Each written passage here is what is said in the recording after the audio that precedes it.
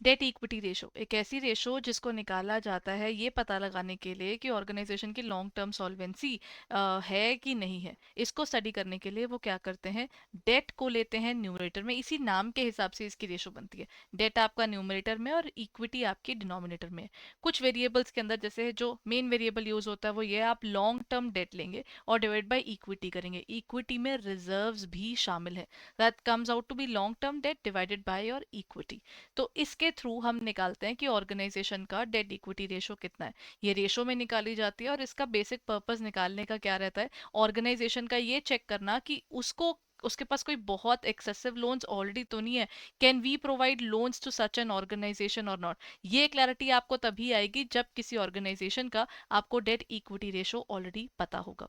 जैसे for example आपको यहाँ पर एक क्वेश्चन दिया हुआ है, इक्विटी शेयर्स हैं 8 लाख के, रिजर्व्स हैं 2 लाख के और लॉन्ग टर्म डेट है 5 लाख का। If you do the total there तो आपका इक्विटी और रिजर्व्स को मिलाकर बन जाता है 10 लाख। तो 5 लाख की आपके पास ऑलरेडी अमाउंट दी हुई है और 10 लाख आपका यहाँ पर क्या है, वो आपका इक्विटी प्लस रिजर्व्स का टोटल बनता है। तो इस कंपनी के अंदर क्या हो रहा है कि उसका डेट कम है और इक्विटी ज्यादा है, यानी अभी इसकी रेशो 0.5:1 है। This is a good situation for the organization if they are thinking about taking more loans because they are in a balanced situation. 2:1 इसकी मैक्सिमम आइडियल रेशो मानी जाती है। उसके बाद कहते हैं कि कंपनी लॉसेस की तरफ जा सकती है because of excessive interest. But yes, things will vary as per the organisation itself and its ability to repay the loans. So debt equity ratio ideally practical life में जितनी कम होती है उतना ही ज्यादा चांस होता है इजीली लोन मिलने का।